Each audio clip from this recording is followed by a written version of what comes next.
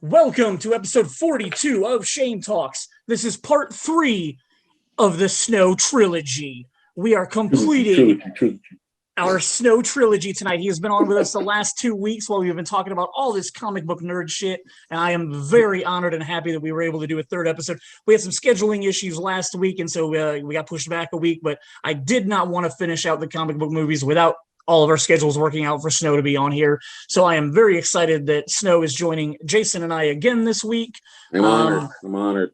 I was not able to get beers to everybody this week, so we're all drinking something different. I will start. I am drinking my current favorite beer right now.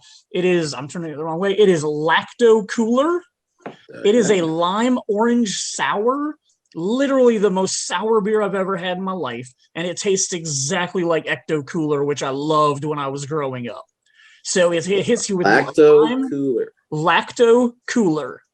Sounds like some kind of if you need to poop, you drink it kind of thing. But I mean, the beer itself is an absolute beautiful green color, and like I said, it hits you with a super sour lime up front, and then the orange flavor lingers through the rest of the beer. It is magnificent.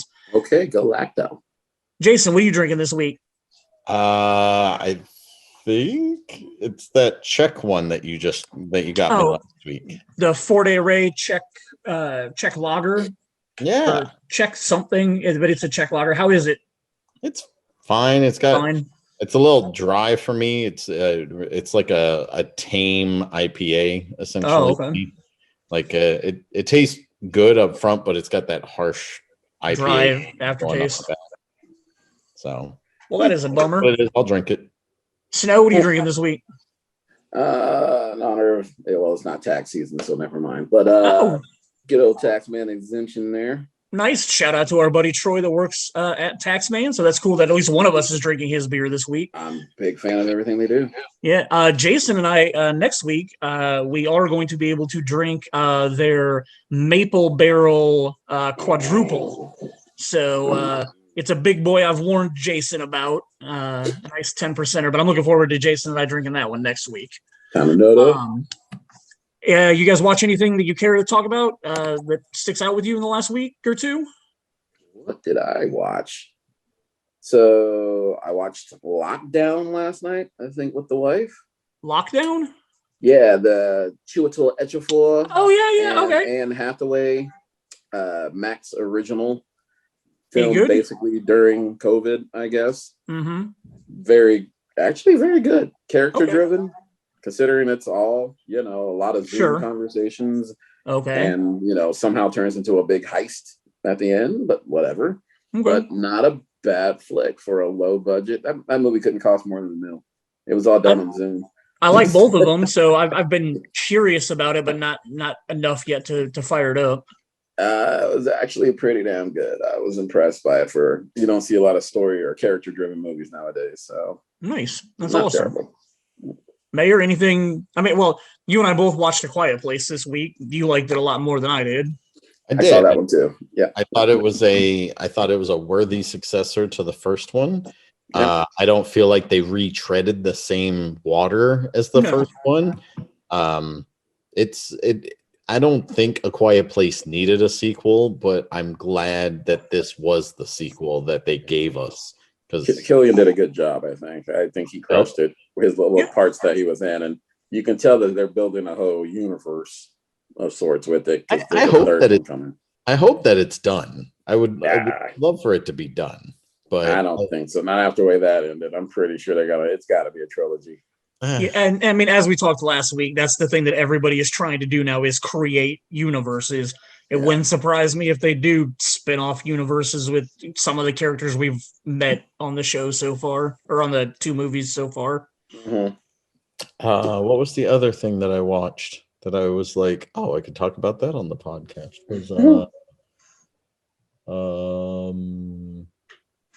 I got nothing, man. I can't remember what it was. Drink it away. No, but yeah. Oh, no. I just saw the one in the theater last week, which was A Quiet Place 2. Mm-hmm. I'm pumped.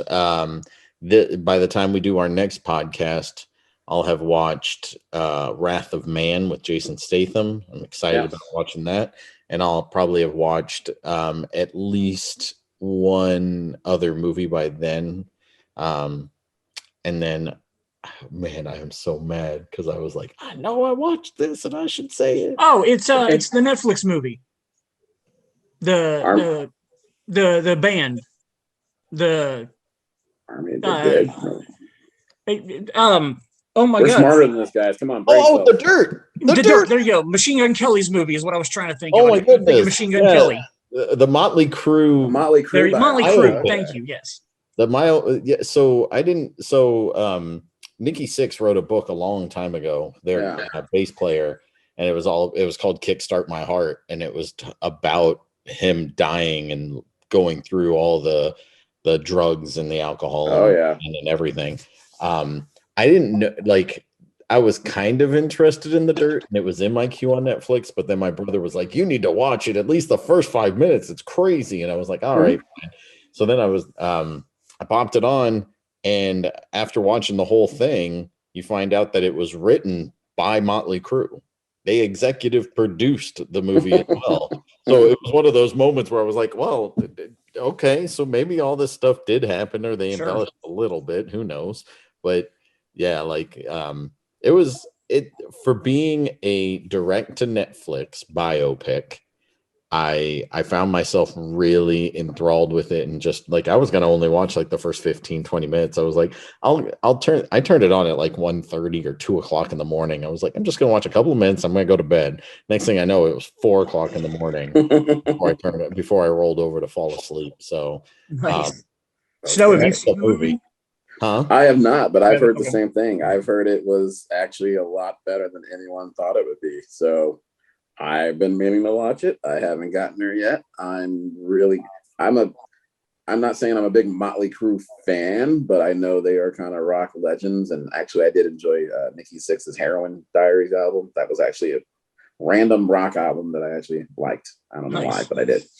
And then seeing what's happening with Sebastian Stan becoming Tommy Lee, yeah, and that poor British girl who was somehow trying to be Pam, which I can't lie, man. That Lily James is who you're talking about. That picture they released of the two of them, she looked spot on like Pamela Anderson.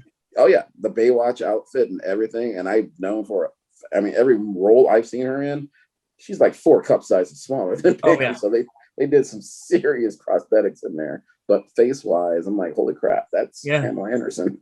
I didn't know Machine Gun Kelly was in The Dirt. Like, oh, really? I didn't know a whole lot about. I knew I wanted to watch the movie. I didn't care who was in it because my older brother Mike used to listen to Motley Crue constantly. So I was sold to like watch it just because of me enjoying the music. Sure. And I got to the end before I pulled up IMDb to start looking up people because I was trying not to get my movie interrupted. And so I was kind of surprised that I guess I never knew what Machine Gun Kelly really looked like. So I didn't know he played Tommy. And like I liked him as Tommy. He did a good job in it. So weird enough, there's not been a movie I have not liked him in, and I hate to admit that.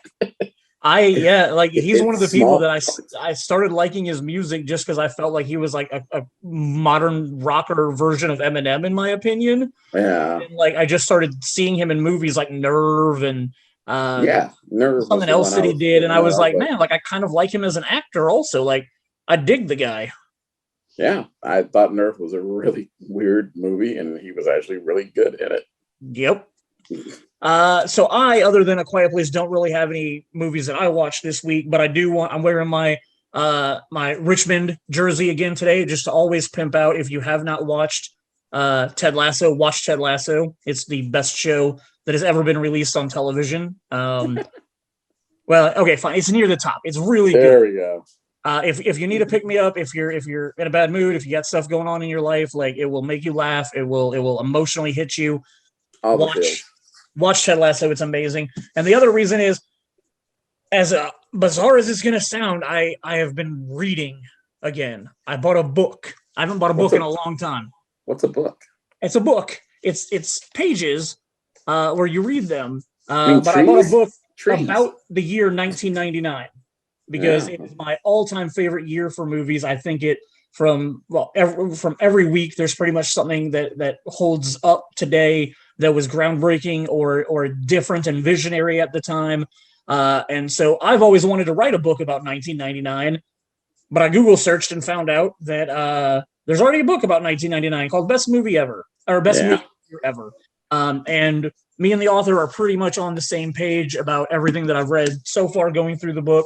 And I think our friend Troy, when he was on the podcast with us, I'm pretty sure he told me about that book, but I had forgotten about it. So, Troy, if that's the book that you were telling me about, I did finally buy it.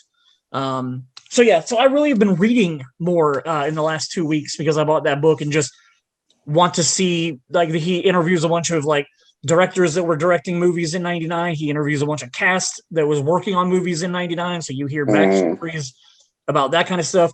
There's a story in there about the New Year's Eve party that Brad Pitt and David Fincher were at, and this huge prank that they pulled on one of the guys that was working on Fight Club with them was apparently a big prankster, like on the set of Fight Club. So they pulled this huge prank on him. Jason, like almost on the level of what Mark's dad pulled on us at our New Year's Eve party at the end of 99. Like they were at this resort in Mexico somewhere and literally had all the electricity shut off while they were, partying at 1999 for the whole Y2K thing. Like it's an amazing story about this prank they pulled on him. But so yeah, been reading a lot. Well played. I love the cover of that book. I was literally trying to figure out every movie. All the movies? Yeah. I think the only one, because I couldn't really make it out, the chick in the white, who that was. So I couldn't tell which movie that was. There's a girl in the white in the middle, right up here? Right there. Yeah, right there. Who is that? Kirsten Dunst. I believe it is from Interview with a Vampire.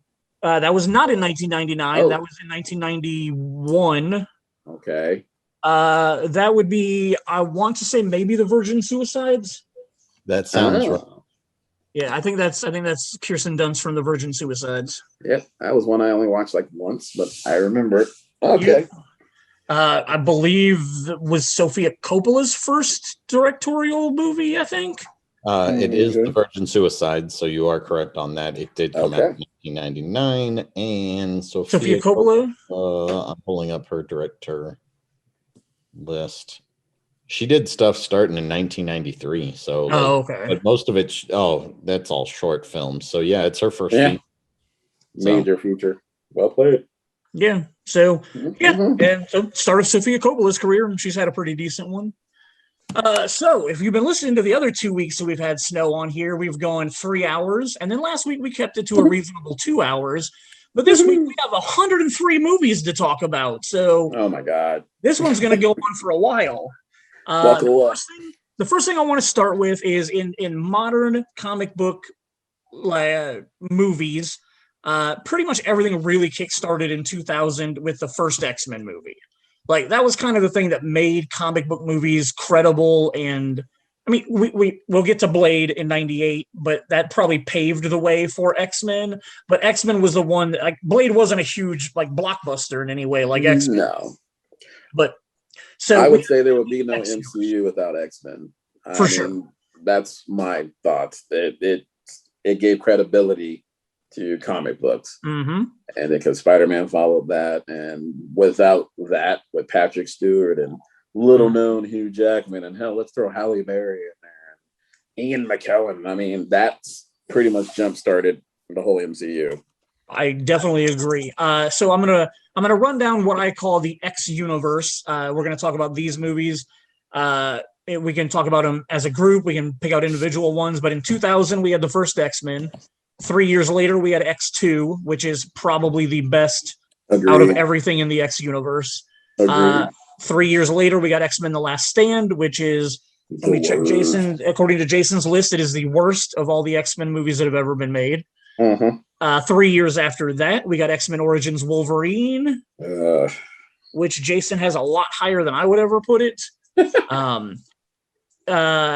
2 years after that, we got our soft reboot, where they went back and did X-Men First Class. Following that, we got the random The Wolverine put in there. Then, let's see, a year after that, we got X-Men Days of Future Past, which is one of my favorites.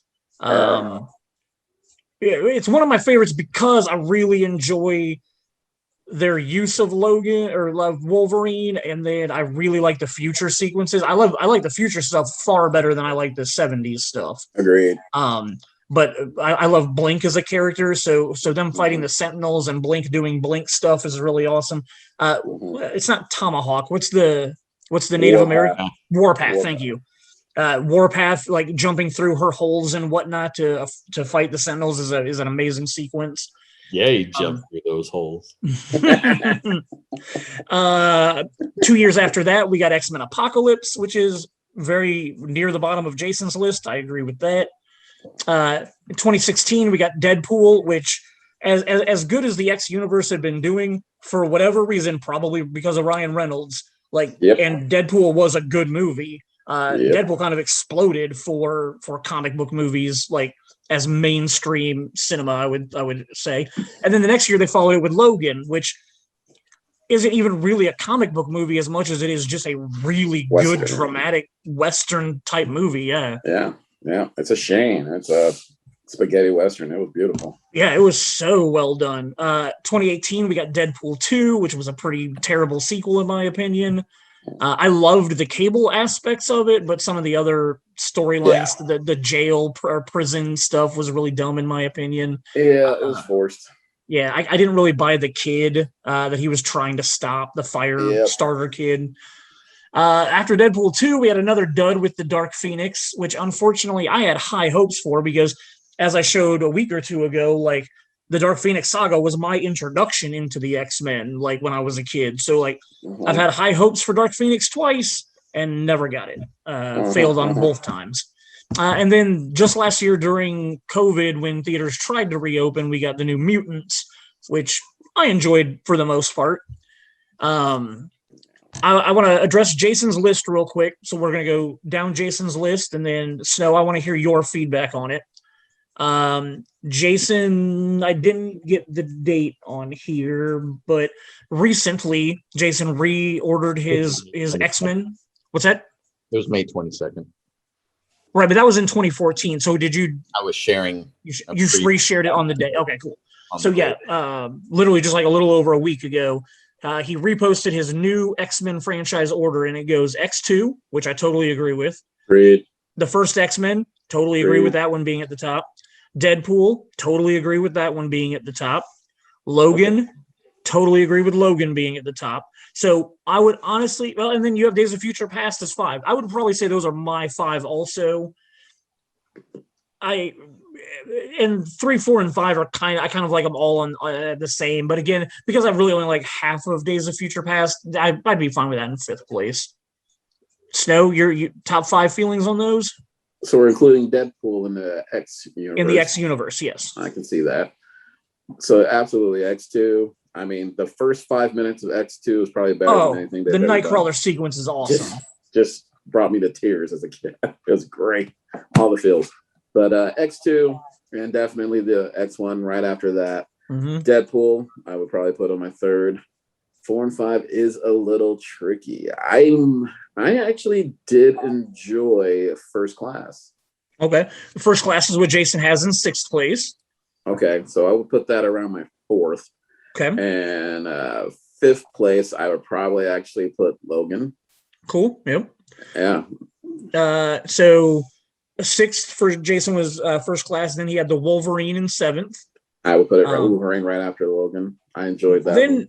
Then here's where Jason and I start to differ a little bit, because he has Deadpool 2 and X-Men Origins Wolverine right there in the middle, and he has it above New Mutants, which I am a huge fan of New Mutants. I really enjoyed it. Huh. It's like Blumhouse Presents. Sure. It didn't dive into it well enough to me. Okay. Like nothing was really fleshed out in New Mutants, and we did it 4 times. Well, but if you didn't know the New Mutants at all, and you were just watching these movies, the New Mutants is kind of a weird anomaly where it doesn't make a whole lot of sense. Now, I'm an X-Men fan. Have been all my I won't say all my life, but like 34 years of my life, 35 years of my life. So New Mutants is something, and even when I was younger, I really liked that comic book, especially the first run of it. But since I knew all the back stuff with those characters, I didn't mind so much that we were getting this like glimpse into this universe version. But I had issues with the fact that I don't think as a movie that it was fleshed out properly at all. Agree. Yes, that's their biggest pitfall. They threw in some fan service with Lockheed and Magic, and Lockheed was like that when that moment happened. Oh yeah. I was pumped. Like when you finally saw the live version of Lockheed. Mm-hmm. Yeah. When I was like, dude, that's freaking awesome. I love it's Lockheed. Like, all right, redemption right there. But the rest of it I thought was pretty predictable. And looking at I liked it because it was something different, and I liked the attempt at the horror aspect. Because not that I was ever scared in the movie, but I had some tense moments in it. Like the pool scene with the dude on fire was kind of like, oh shit, like wow. Yeah, and what would be really cool is they were, so in case anybody doesn't know who's listening, New Mutants was screened for Fox executives. Fox said, let's reshoot some stuff. Let's make it scarier, grittier. Let's go for that aspect. But then the Disney merger happened. And when that happened, Disney got a hold of it. And then the Fox people's opinion was gone. And then the Disney people were just like, we'll just release it the way it is instead of shooting anything. So they released it as is. I think this is probably an incomplete movie that literally... there's a Snyder cut somewhere. Yeah. But on top of that, they said that they were contractually obligated to release this movie into theaters before they could ever release it anywhere else. Yep. So they had to release it into movie theaters so that they could do whatever else they wanted with it. And since the MCU is the MCU and Disney finally got all of its property back with this, I don't blame Disney for just releasing it, because then they're like, in 10 years, we're going to do this our way anyway. Yeah. And they my didn't question, really have to spend any money for it. It was just, go ahead. My question I want to address with your list from 2014 and then your redoing of it this year. In the 8 years, Days of Future Past jumped way up on your list from where it leapfrogged a couple of movies and was put higher than some of the newer movies that came out. What changed your opinion on Days of Future Past? Well, just like you, when it came out, I totally was like all the future stuff, seeing Bishop and seeing Blink, it was, and seeing like that version of Iceman was just so damn cool, man. Like it is the Zack Snyder cut of X-Men, and kind of like it's like it was just one of those moments where you're watching it, and dude, I was pumped every time that was in the future. There were a lot of aspects when he traveled, like the traveling in time through his own mind kind of thing. I that kind of annoyed me and bugged me. I think one of the things, everybody was so hyped on Quicksilver at that time when they released that movie, that I kind of, maybe it was just because it was so popular that I was like, but those scenes were done really well. Well, I was going to say, and I've watched this movie more in the recent past, within the last year or two, and I found myself enjoying aspects of it way more than I remembered enjoying it when I watched it in the theater. Right on. So yeah, Days of Future Past jumped up way high there. Deadpool 2, the reason why that's kind of just in the middle is because I agree with you on the Cable stuff. And then when they did the X-Force thing, that was great. Oh, yeah. Besides that, it's a Disney movie before Disney got the Fox rights to it. Because, again, no real bad guy in this movie. Oh, he's just misunderstood. Let's read the Juggernaut, bitch. Well, even the Juggernaut's barely in this movie, man. His ominous presence, foreshadowing until the end type deal. Yeah, but then they don't even really use them in my opinion. They don't. I did like that it was Ryan Reynolds' voice. Yeah, that was kind of funny. But the only thing that kind of bugs me about the Deadpool movies is I liked Daniel Cutmore, Colossus. Yeah, Cutmore.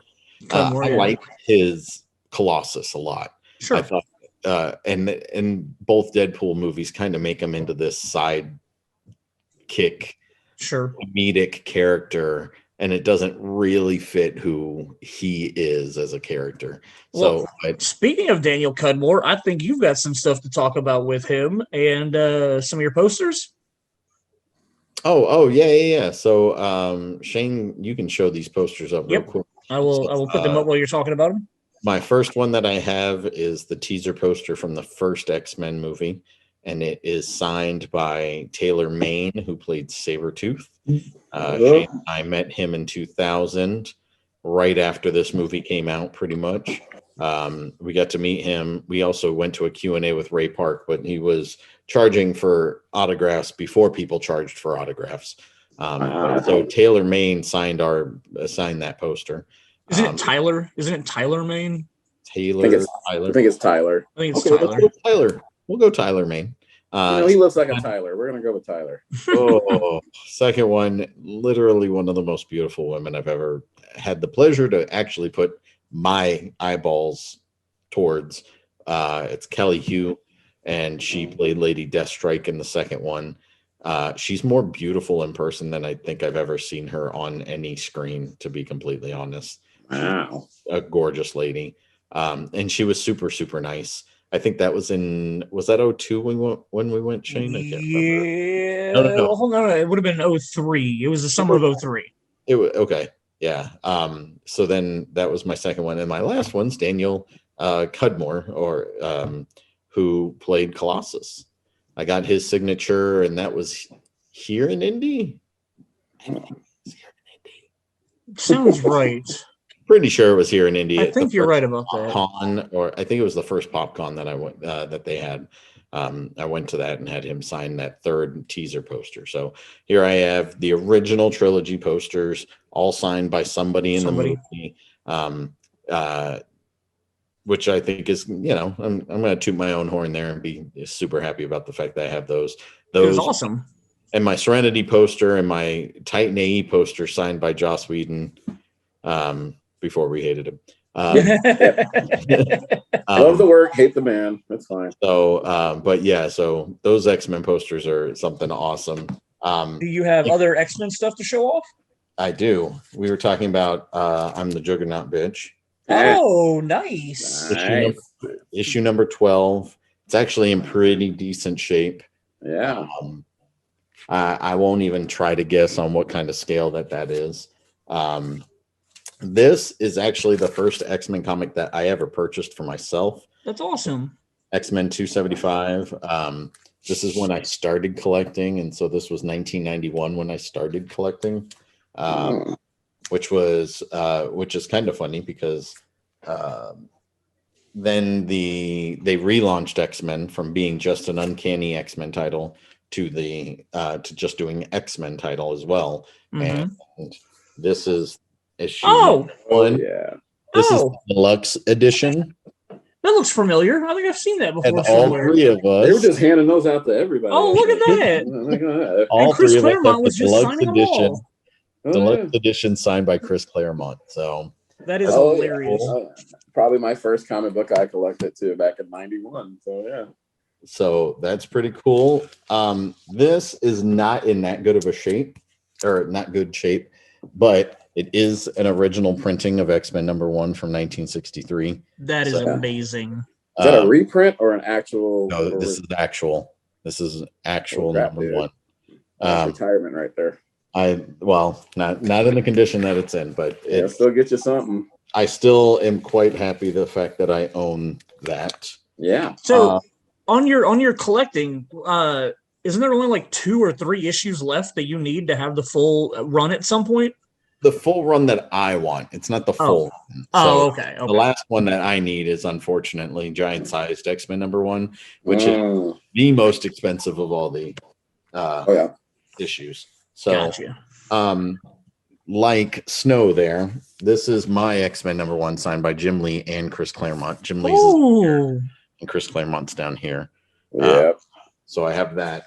Then the only other thing that I really love as far as my X-Men collection goes, we were talking about Lockheed, we were talking about Oh my goodness. It is Lockheed, right? No, Yeah, no. the dragon. The dragon? Yeah.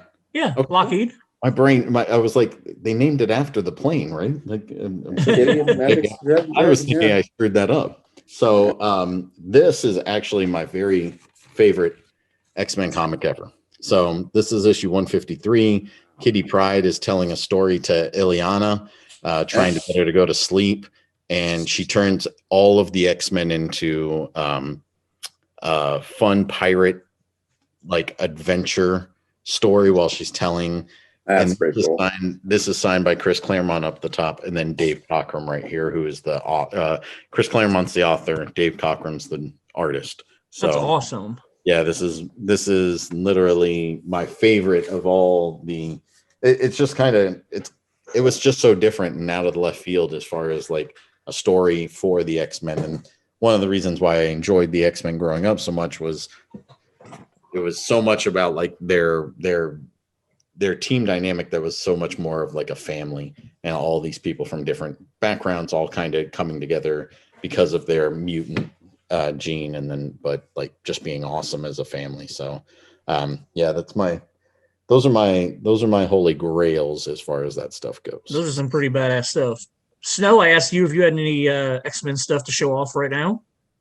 I have so much crap in this basement, it's kind of hard to narrow it down. Narrow it down, gotcha. But as far as that, you saw the Chris Claremont and Jim Lee one.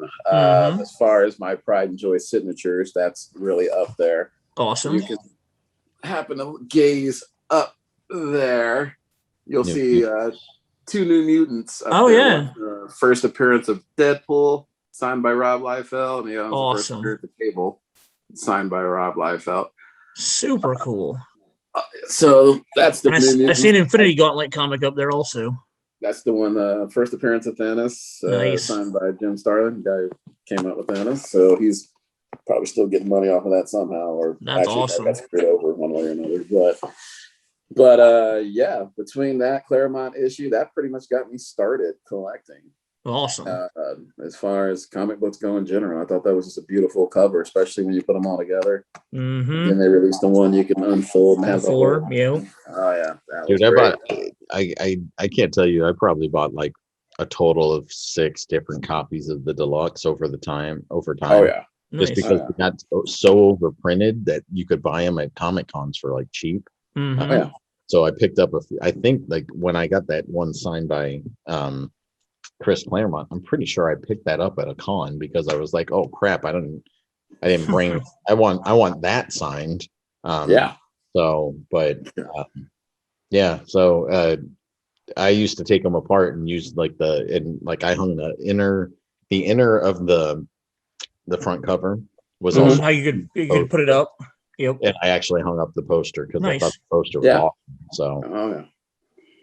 Very cool. Well, that's unless you guys got anything else to say about the X-Men universe and all those movies, do we touch on everything, or you got anything left to say about them? Last thing I'm going to say is The Last Stand is the worst one easily for me, just for the simple fact that like there's things in that movie that make no sense whatsoever. And if Bryan Singer hadn't left to go make Superman Returns, Brett Ratner was going to be Superman, and I would have rather him make Superman and us actually get the Bryan Singer trilogy. And I will totally agree with Snow that First Class I thought was a lot better than I was ever expecting it to be. So yeah, I was shocked. I kind of enjoyed it for a movie taking place in the past like that. I will say, considering that whole franchise was pretty much built upon Hugh Jackman's back, and Wolverine being the main character in most of it, the only thing that drove me crazy is that is not how Wolverine ever was supposed to look like. But for Hollywood intents and purposes, Wolverine was like shorter than me and 300 pounds and furry as hell. And if you don't know Snow, it's hard to be shorter than Snow. Exactly. It's like Kevin Hart from Canada, but 300 pounds and just cusses all the time. But that's not what people pay to see in theaters. So well, and I've said this for over 20 years now. I still want to see Doug Ray Scott's audition for that movie. since he was originally cast as Wolverine, and then he had to back out due to Mission Impossible 2 reshoots. Like, I want to see what Doug Ray Scott did that originally. He's still too tall. Why am I drawing a blank on the director's name now? Bryan Singer. Bryan Singer. What Bryan Singer saw in him that made him want Doug Ray Scott instead of Hugh Jackman originally? Huh. Yeah, he got screwed over in the long run. Yeah, he did. But still too tall. But anyway. All right, so we will move on now. Before we had Tom Holland in the MCU as Peter Parker, we had 5 other Spider-Man movies to talk about. We had the Sam Raimi trilogy, and then I can't remember the director on the other 2 Mark Webb. Yes, thank you. So then we had 2 Mark Webb amazing Spider-Man movies. So we had the original Sam Raimi trilogy that gave us Tobey Maguire for 3 movies. Spider-Man 1, 2, and 3. Much like X-Men, I probably think the second one's my favorite. I didn't care for the Green Goblin as much as I liked Doc Ock, but I'm pretty sure we can all agree Spider-Man 3 is absolute trash and garbage. Never happened. I mean, as cool as and I thought Venom was okay in the movie. Okay. Maybe not okay. Should just don't even try to save yourself on that one. All right. So what was it? It was Sandman, Venom, and wasn't there a third villain? Hobgoblin. James Franco was the Hobgoblin. That's right. Yeah. So bad. A version of the Hobgoblin. Right. But yeah. So discussing those 3 real quick, you guys' order of them, and how did you feel about Willem Dafoe as the original villain? I love Willem. I pretty much love him and everything he is. Sure. Maybe not Aquaman, but it was pretty trash. But I will admit, yes, the second one's probably the best. That fight scene with Doc Ock from that clock tower all the way into the subway cart. Yeah, I think that was masterfully done. It was absolutely beautiful. The first one, I think I liked the feels you got from it. The first time you got to see him web swing, like truly web swing, I thought that was amazing. And they always do the final sequence when he's swinging through New York. And it seems like every final sequence is like a love letter to New York, especially after the towers. Oh yeah. Everything. So you bring that up. Do you remember the original teaser poster for Spider-Man 2? We put the web in between the 2 towers, but after they went down, that was the teaser trailer. But do you remember the teaser poster? Did he have the web still in between the 2? No. It was a close up on his face, and this.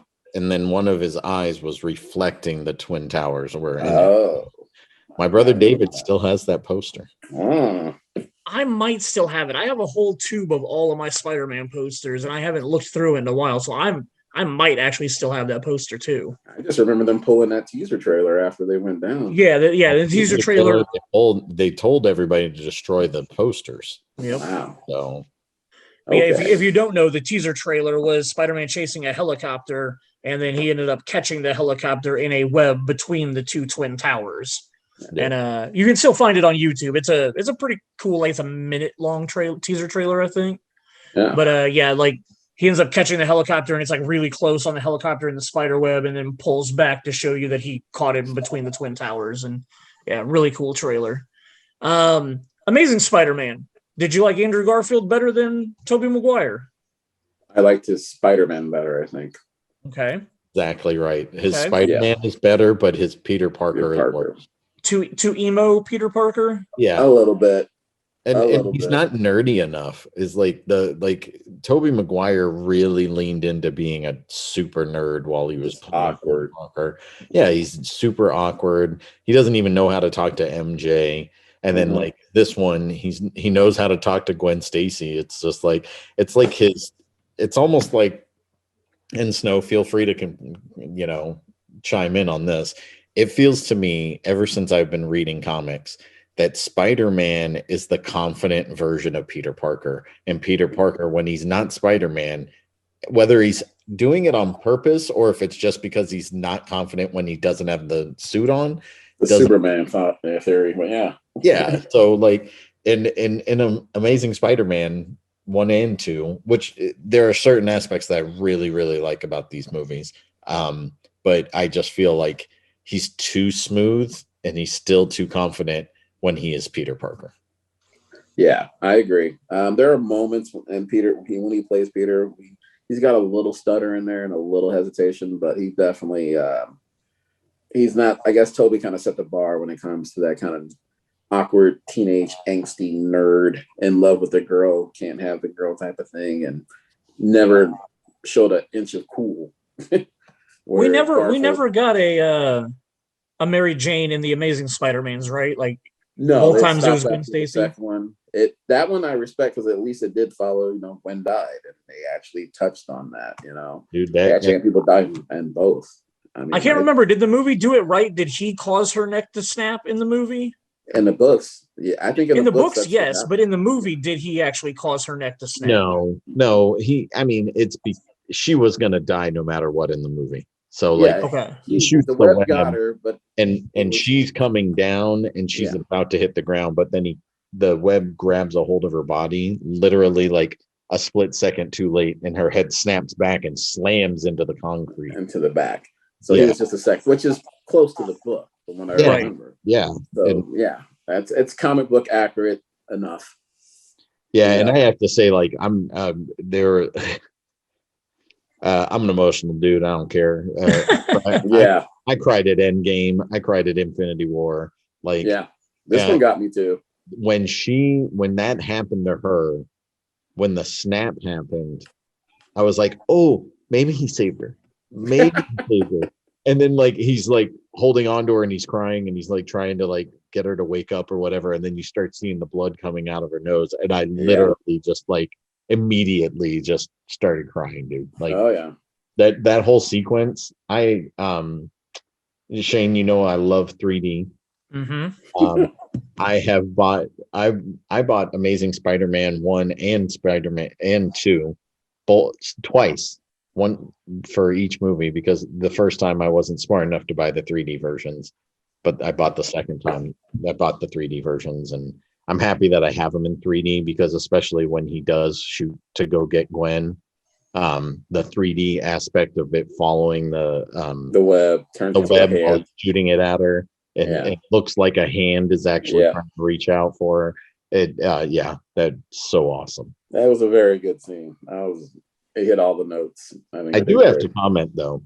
Out of these 5, all the Spider-Man movies, I'm probably going Spider-Man 2, Spider-Man, Amazing Spider-Man 2, and then Spider-Man 3. Spider-Man 3, bottom of this list, easy for me. Yeah, can't argue with that. Yep. Like, dude, like the dancing sequence alone makes me not want to watch that movie. Finger guns. Yeah. Finger guns. And Bryce Dallas Howard was really cute as Gwen Stacy, but like she is just not like it was just one of those moments where it just did not work for me at all. Sure. No, too much. All right. So after Spider-Man, we have the DC movies we're going to talk about, and we've divided them up from the first round of DC movies we got before they attempted to start doing the DC extended universe. So starting with 1966, we have Batman 66. Then we literally waited 12 years for the first Superman movie. 2 years after that was Superman 2. 3 years after that was Superman 3. 4 years after that was Superman 4. 1989 kind of revolutionized things with the Tim Burton version of Batman. 3 years later, he did the second one with Batman Returns. This is the only comic book movie. This is the only animated movie that I have put on any of these lists, because obviously we have 104 movies to talk about. If we included all of the animated comic book movies, like we'd be at like 300, 400. Like there's so many animated ones. This is the only one that I felt had to be included on this list of DC movies, because Batman Mask of the Phantasm is beautiful. One of the best Batman stories ever told. I will have to say we probably should have included in the Spider-Man universe. Dude, totally. All because right, that's probably the best out of all those. Yes. Sorry. Let's rewind a real quick second here. In 2017, I think it was, we got ourselves Spider-Man Into the Spider-Verse, and I 100% agree with what Jason just said. That is by far the best Spider-Man movie we have ever been given. That tops both of the Tom Holland Spider-Man movies so far. Like as good as those are, I'm sorry, man. Like into the Spider. You had Nick Cage as a Spider-Man in that movie. Like I really like that movie, but Mm-hmm. I don't know. Tom, once we've talked about Tom Holland, but he is pretty much the perfect person. He's a perfect Peter Parker for sure. I think he's a perfect Spider-Man too. Spider-Man and Parker. I think he. I love it. I mean, I'm sorry. The way that they write his dialogue, so that he is quick-witted and funny but awkward when he's Peter still, and it's just I think as far as a Peter Parker movie goes, that's the best. That Tom Holland's the best Peter Parker that we're getting. But I will say different Peter Parkers. But like Spider-Man Into the Spider-Verse with Miles Morales being in there. Yeah. I wasn't even that huge of a Miles Morales fan, but that movie was so great. So good. Yeah. And the story was good. Everything. It was what everything needed. Everybody needed. It was perfect. Yeah, and animation style was so weird and awesome at the exact same time. Graffiti with CG somehow. I don't know. It was beautiful. And it had moments. It had moments where it still had like the dots that we had like back in the 80s and 90s, like when comics weren't like crisp like they are now. Like some of the animation styles were literally in the styles of like the dots making the colors and stuff like that. It was so fun and cool. Great soundtrack, and again, a good story. Flipping Doc Ock into a female was pretty cool, and worked well for the story they told. Yeah, you are 100% right. That is a second animated one that 100% deserves to be on this list because it is better than those last 5 Spider-Man movies that we talked about. And Marvel's first Oscar, I think definitely their first Best Picture because they won best animated feature that year. Yep. And rightfully so. It was a beautifully made movie. So fuck Disney. It kind of crushed it. Mask of the Phantasm. Yeah. So Mask of the Phantasm was 93. 95, we got Jim Carrey and Tommy Lee Jones in a Batman movie with Batman Forever, and then we got Chris O'Donnell in Batman and Robin with Alicia Silverstone. Wait! You can't stop. You said Batman and Robin, right? So you brought up Tommy Lee Jones and Jim Carrey. You are totally glossing over the fact that we had Arnold Schwarzenegger, Uma Thurman, Drew Barrymore, Vivica A. Fox. Like Batman and Robin is literally like the who's who of who's hot right now. Yep. Literally, let's cram them in a movie. Everybody into that film. Arnold Schwarzenegger's maybe worst movie of all time. I'd agree. I'd say it's even worse than Hercules in New York, and I never saw that. And not only that, it killed the Batman franchise for 8 years until they decided to reboot it.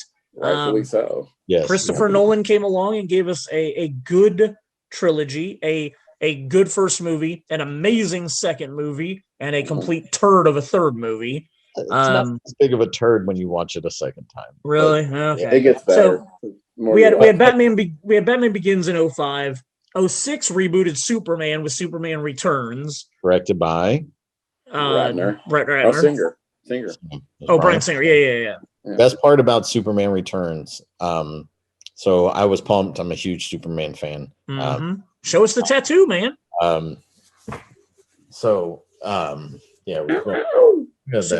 Oh shit! I guess I should have asked Snow to show us like 8 tattoos already if we're going to talk about nerd tattoos. Spider-Man, Wolverine, Stan Lee. Don't ask him to bend over. The Wolverine one. The Wolverine. You got Spider-Man and Stan Lee on the other one. Spider-Man. It's so clear with Stan right now. That's awesome. So nerd tattoos flying. Oh yeah. So Superman Returns, I thought it was a weird way to go about that saga. I don't think that Bryan Singer pulled it off very well, but I like because it's a direct sequel to Superman 2, right? It is. Like it skips 3 and 4 and just tries to pick up right after 2. Well, 3 and 4 are kind of comedic versions of Superman anyway. Was it Richard Pryor in there? I was going to say Richard Pryor was in 3, and then 4 gave us Nuclear Man, yeah. Yeah, with some blonde Fabian like dude. Yep. Fabio. Yeah. But yeah, and John Cryer is in that one. That he is. When John Cryer got cast on Supergirl, I remember some article was like, John Cryer returns to the Superman universe. And I'm like, what the hell are they talking about? And then like I read the article and they were like, he was, Lex Luthor's sidekick in Superman 4. And I was like, his nephew. I never put that together. Like I knew the exact character they were talking about. I just never really realized that was John Cryer when I was younger. Yeah. So, but what I really liked about Superman Returns was the best. Let me rephrase that. The problem for me with that movie is that the best sequence is in the first time you're ever seeing Superman back in Metropolis. It's because he's saving the plane that Lois is in. That's the best sequence of the whole movie. John Ottman's score, which he borrowed from John Williams he still used the original John Williams kind of hear it, trumpet, but he also like punched up certain aspects. His score in that movie is amazing. I love his score in that film, but overall the movie's just kind of blah. Kevin Spacey's just sitting there chewing scenery and going nuts with his role, and weirdly enough, my favorite part of that movie. It's okay that he did it. And he's I'm fine. A pariah now, but I think he was probably the best. And I love Gene Hackman, but I loved Kevin Spacey as Lex Luthor. Well, and doesn't the third act have Super Baby in it or something? You get exposed to the fact that Lois had a kid with Clark, and and they kind of hint to that, but they never say that. Or I thought the kid like kicked some metal thing or like piano, or piano. It's Superman. Super great. The same year, as a promotional thing for Superman Returns, some editor guy found all of the original Richard Donner stuff and was able to put together Superman 2, the Richard Donner cut. Because for anybody that isn't aware, Richard Donner filmed most of Superman 2 and then was fired from the project. They brought in some other dude who I don't think has directed anything else in his life. I looked him up at one point. I don't think he's a comedian director before this or something, but he came in and finished Superman 2 and gave us the complete garbage that we got. Now, granted, the one thing I will say about the Richard Donner cut of Superman 2, Superman 2 is not terrible. No, but it's good. I liked it more than the first one as a kid. And that's totally understandable. And there's a few things in the Donner cut that aren't very good, that don't make a lot of sense. Like he does the fly around the earth to reverse time again in the Richard Donner version, which was kind of garbage. But like I enjoy the fact that the Richard Donner cut used all of the leftover Marlon Brando footage instead of Superman talking to Kal-El. Jor-El.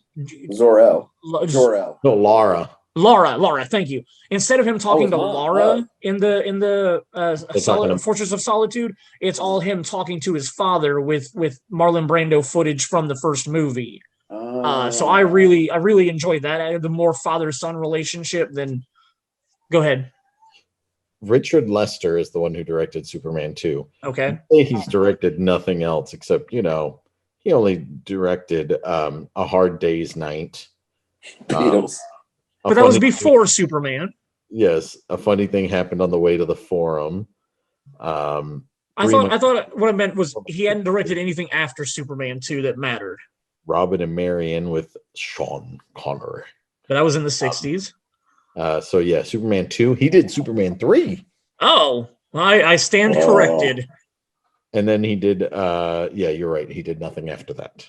I apologize. And I mean, like Superman 3, Grant, I haven't seen it in a long time, but even as a kid, I remember going, this is stupid. When they split Clark Kent and Superman into two different people. Kryptonite. Yeah, even as like a 10 or 12-year-old kid, I remember being like, this is dumb. Like, this isn't even a good movie. Yep. I sadly did enjoy 4 when I was younger, but as I got older and watched it, I realized how much of a piece of garbage it is. Oh, yeah. But what was it, 89? No, 87. So yeah, when I was 7 to 8 years old, I didn't mind it. I thought it was cool to see Superman fight another super being like that. But yeah, it definitely did not hold up. So we had the Richard Donner cut in 2006. 2008 was The Dark Knight, and 2012 was The Dark Knight Rises. Obviously, The Dark Knight is amazing.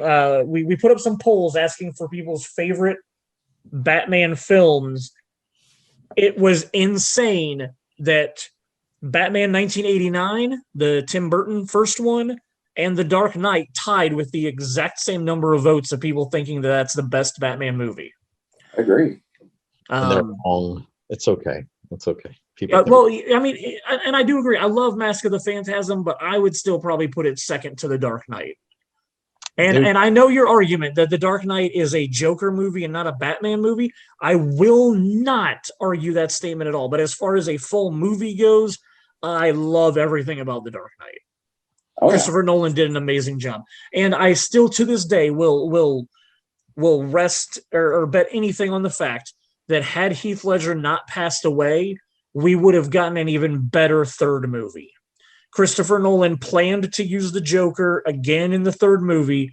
Once Heath Ledger passed away and he wasn't able to complete the trilogy he wanted to, because respectfully so, he did not want to recast the Joker. I'm fine with that. Not. Yeah.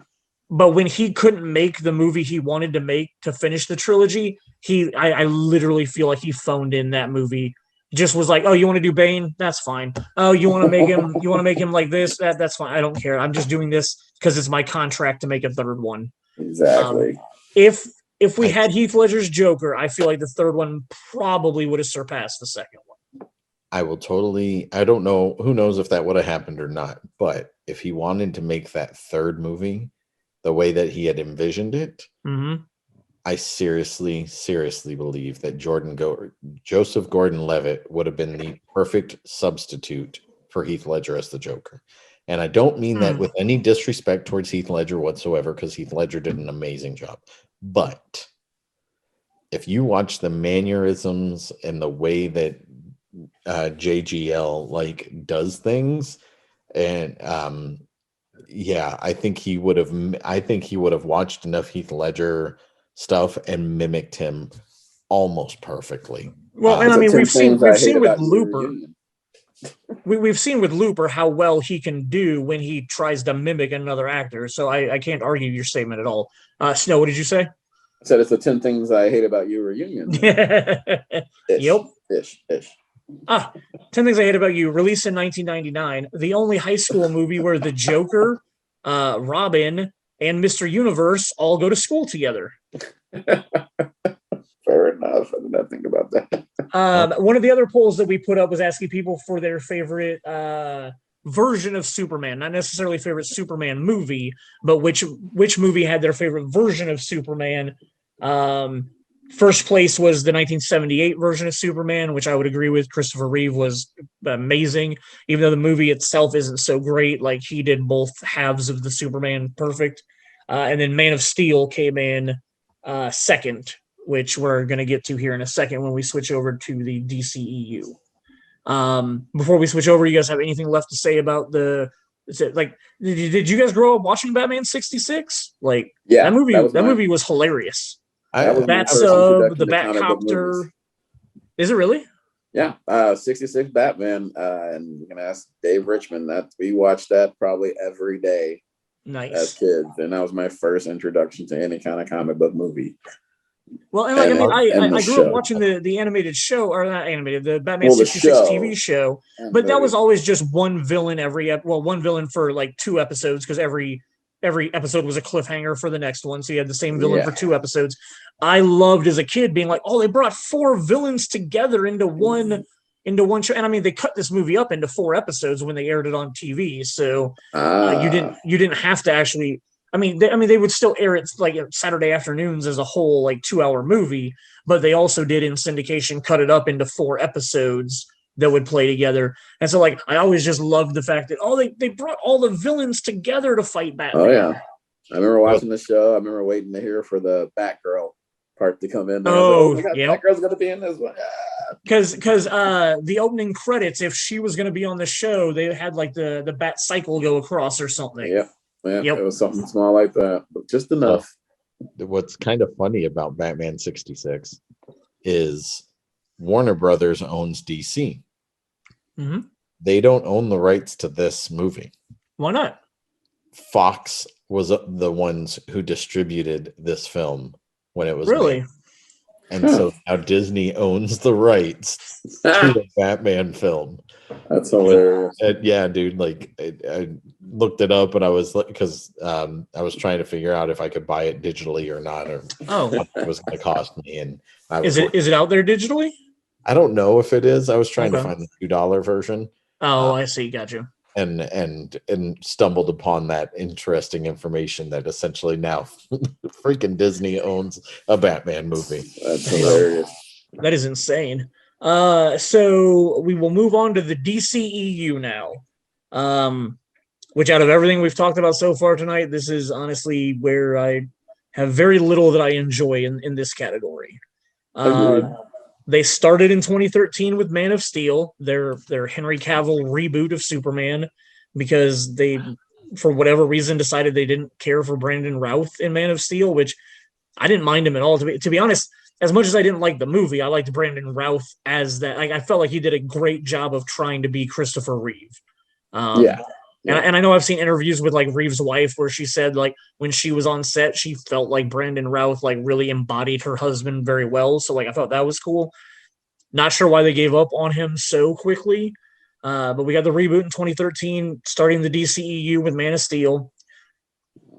3 years later, we got Ben Affleck cast as Batman in Batman v Superman: Dawn of Justice, which, if you know me, I love Ben Affleck. I love his version of Bruce Wayne. His Batman's fine. I'm still sad that we never got the Ben Affleck Batman movie. Like we're getting the Matt Reeves one next year instead. But I'm sad we didn't get Ben Affleck writing, directing, and being Batman. I would have loved that movie.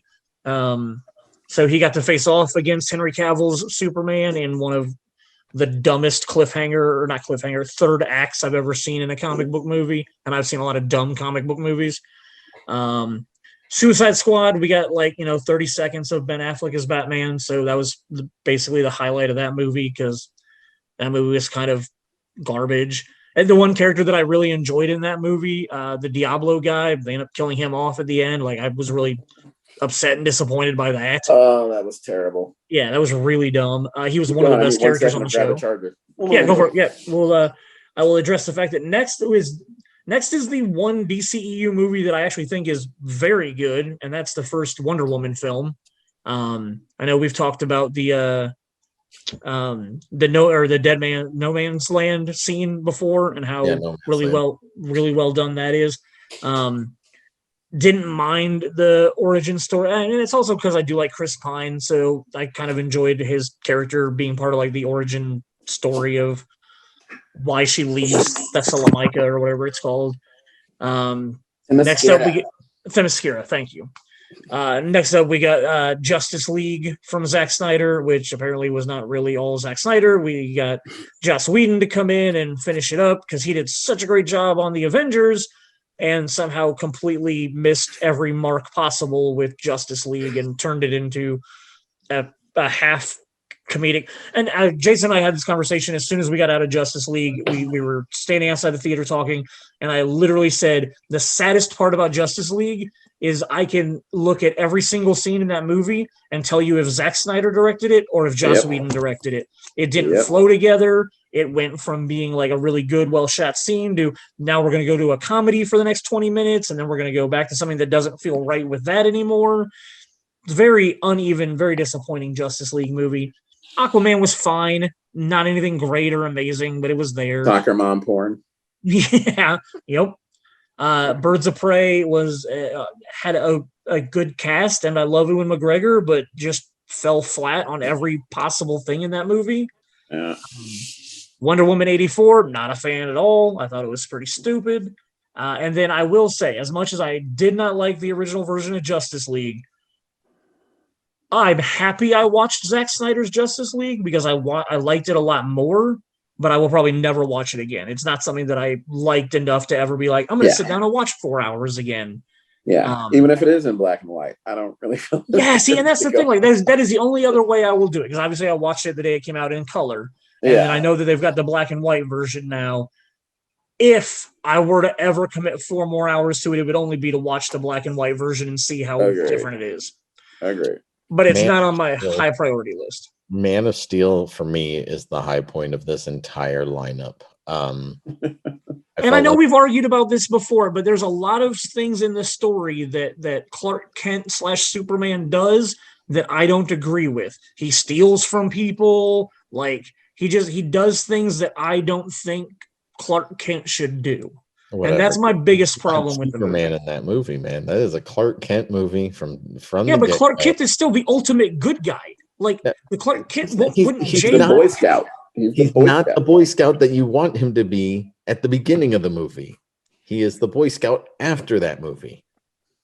That's the whole point of that movie. Is he's got to learn who he is, and the fact that your boy Christopher Nolan was a huge executive producer on this, and had his little hands in this creative dough.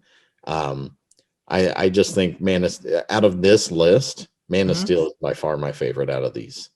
See, I figured Nolan did all the Krypton scenes with Russell Crowe. So that felt like that was maybe the best part of the whole movie for me. And I was like, that's got to be Nolan. It feels like a Nolan-esque type vibe.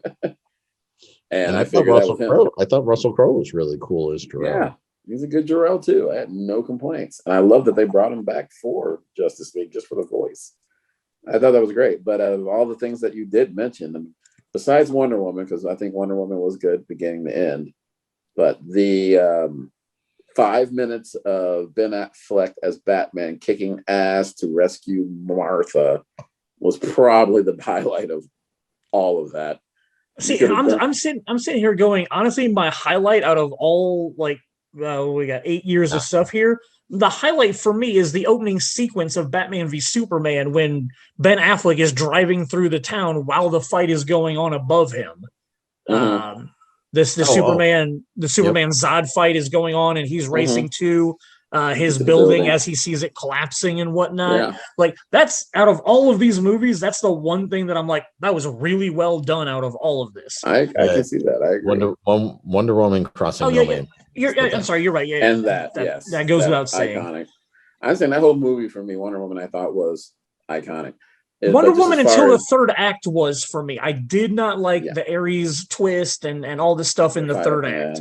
Gotcha. And Jason, were you the one telling me something recently about Ares and the third act of Wonder Woman? No, I must have been listening to some other podcasters. I remember hearing some stuff about why the third act of Wonder Woman was done the way it was, and I can't remember.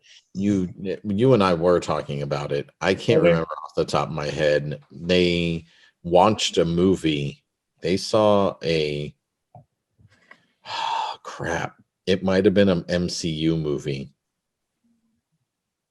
Wonder Woman watched.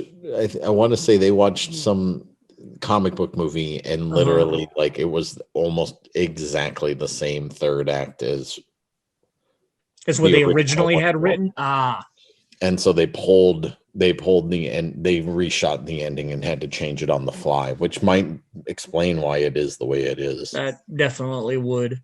We're all in agreement that Wonder Woman 84 was pretty much garbage. Oh no, yeah, that was trash. Like, terrible.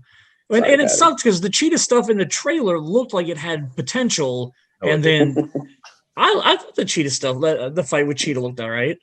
Yeah, 5 seconds of it, I guess. So between you guys' opinions on the original Justice League and the Zack Snyder one, did you care for one more than the other? Did you like his version? Snyder, I hate to admit, Snyder definitely. I mean, buckle up, you're going to be in there for 4 hours, but two totally different movies. Oh yeah. Because I was really curious why Fisher was so butthurt about his role in that movie and how he was represented. Sure. And then after you watch the Snyder cut, you're like, yeah, I would be pissed too.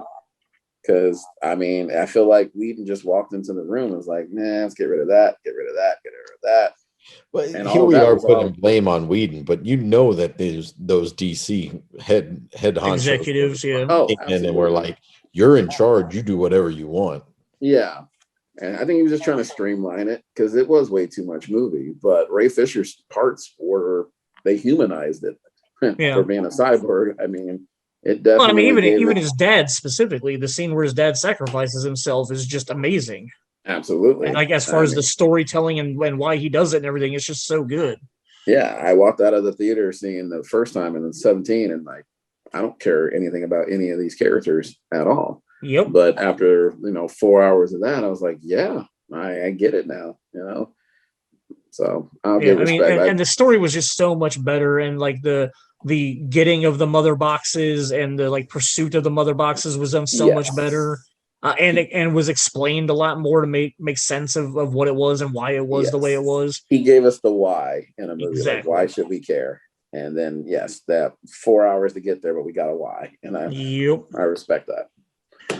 All right. So those are the big 4 chunks that I wanted us to talk about. We've now got like 70 some movies that we've still got to talk about.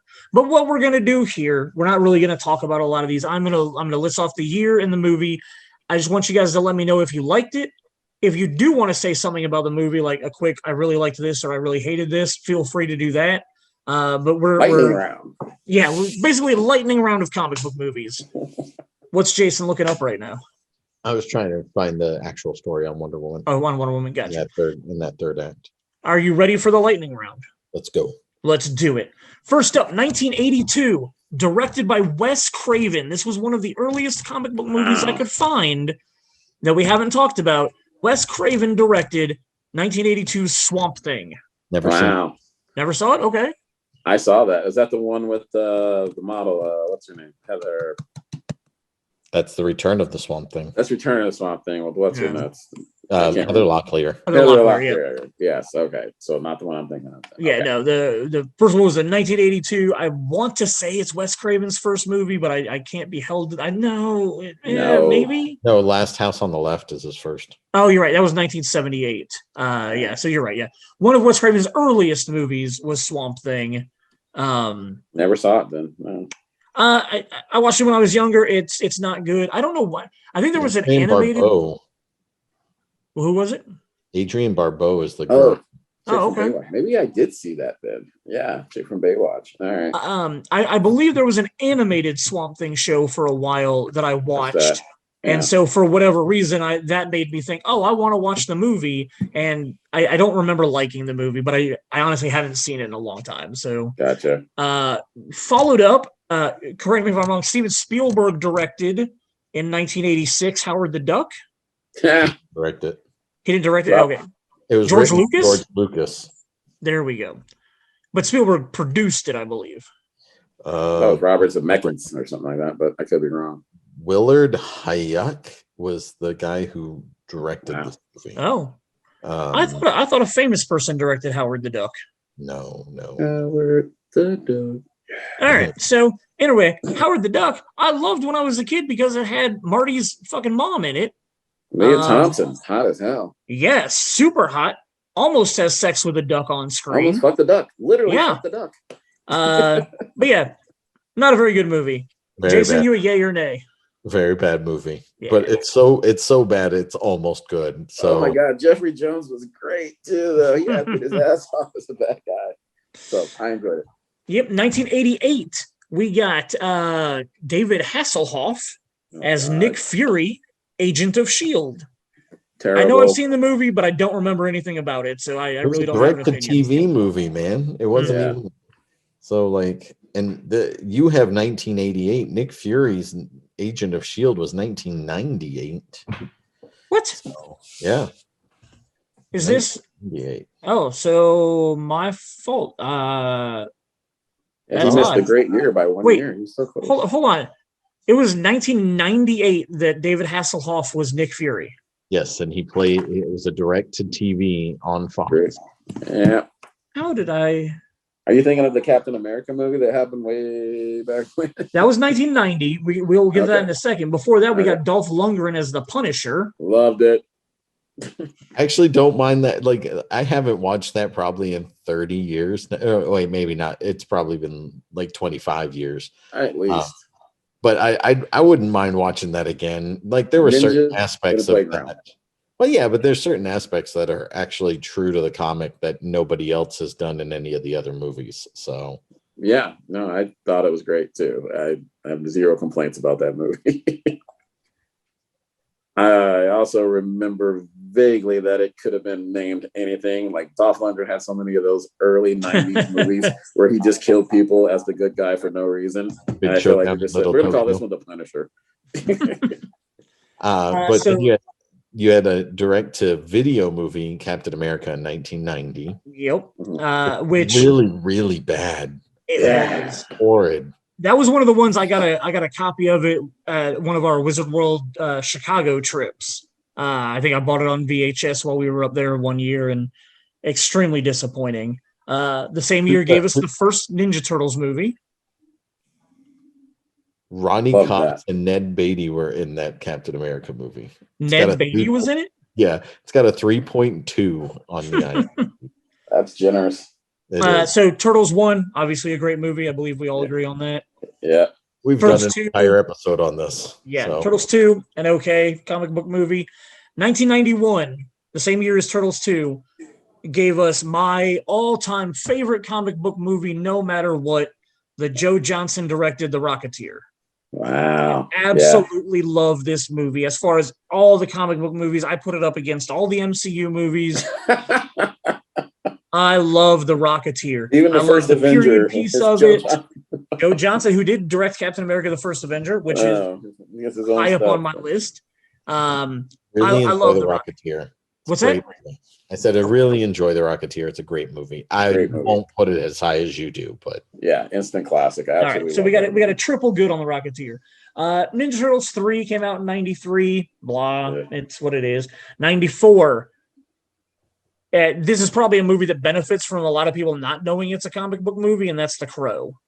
Because the same thing with Blade. Like, Blade's another one that probably nobody thought about the fact that it was a Marvel comic book character. But The Crow might be...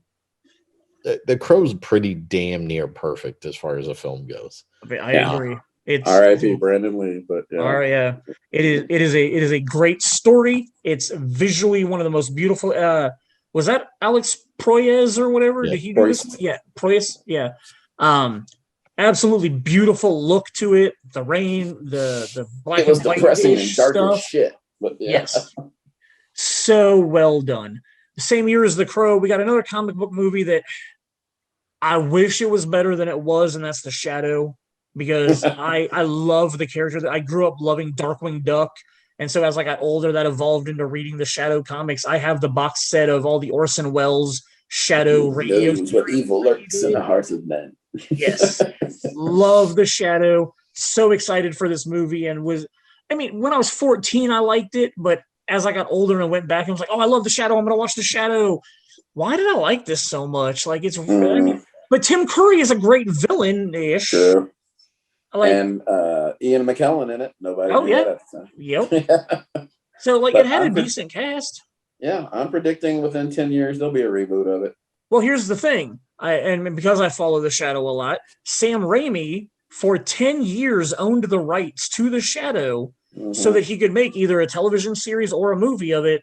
And I want to say it was in 2018 those rights lapsed. So I don't even know who has the rights anymore. But the guy that I was like, oh, Sam Raimi would make an awesome Shadow because he did Darkman. Darkman is the Shadow. Essentially. So I was super stoked, and he ended up letting his stuff lapse on it. So he does not have, as far as I know, no longer has control over the Shadow, which is a bummer. 1994 saw one of the most infamous comic book movies ever made, which I own copies of on VHS and digitally. It's garbage, but I love to laugh at it, and it's the Fantastic Four movie. I don't know why you ever paid to watch that.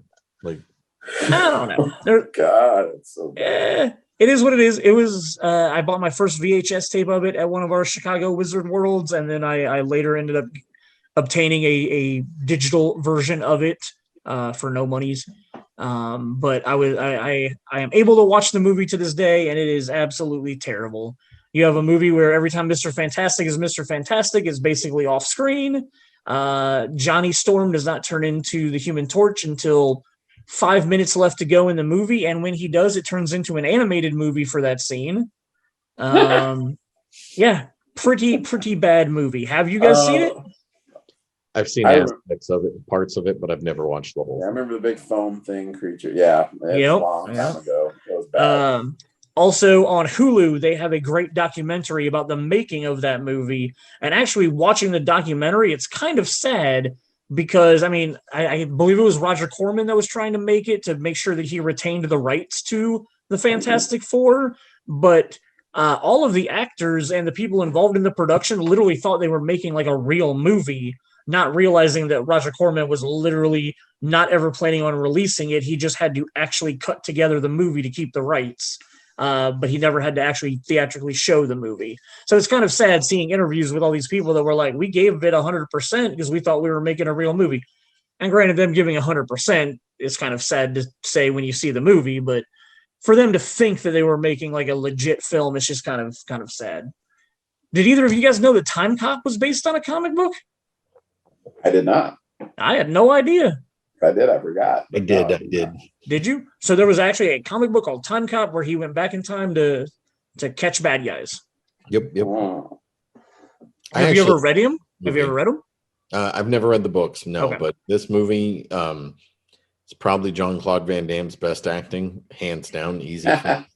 Not that that's a hard bar. That's not a very high bar to get to, but yeah, this Mia Sarah's in the movie and plays Sarah.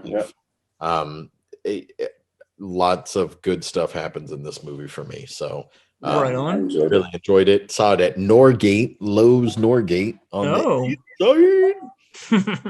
east side. 1995 gave us a pair of comic book movies with Judge Dredd, boo, and Tank Girl, boo. Oh god, not a good year.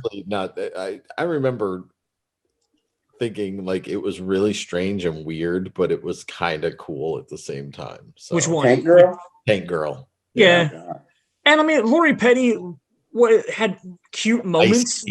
Ice-T as a giant kangaroo man. Kangaroo man, yeah. Yeah, weird.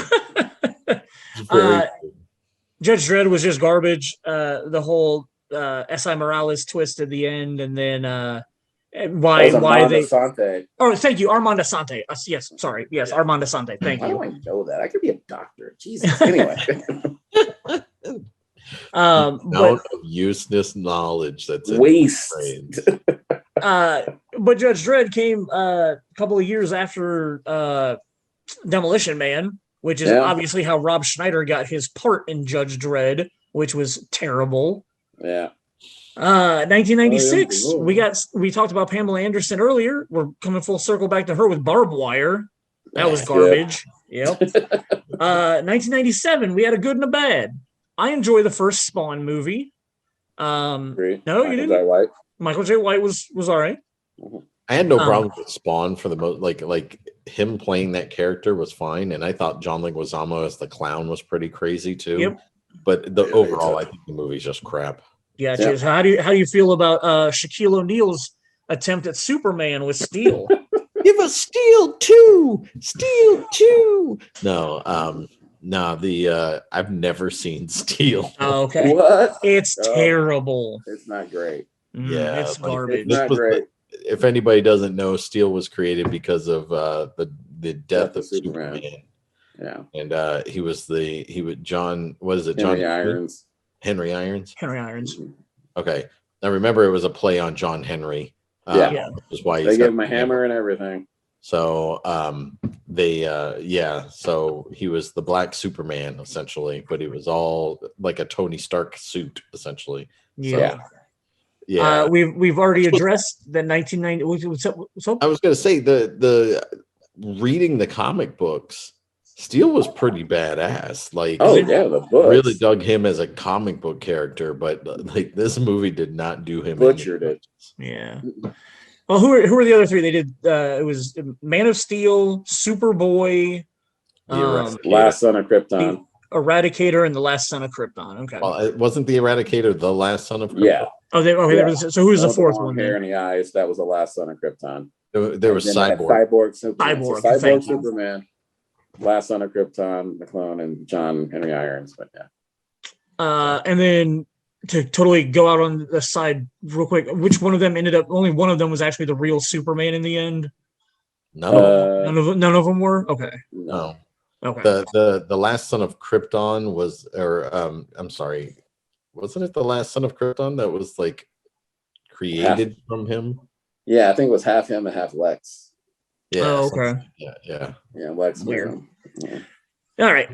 Back to the list. We have already addressed that 1998 saw Blade, which was definitely a huge bag of win for comic book movies in general, but definitely led to them going, okay, maybe we can do the X-Men now. And, comic book movies aren't that terrible if they're done right. Because Blade, third act of Blade is kind of blah. Like, I love Stephen Dorff, but that beginning sequence with the blood rave. Blood out the sprinklers. Yep. Freaking awesome.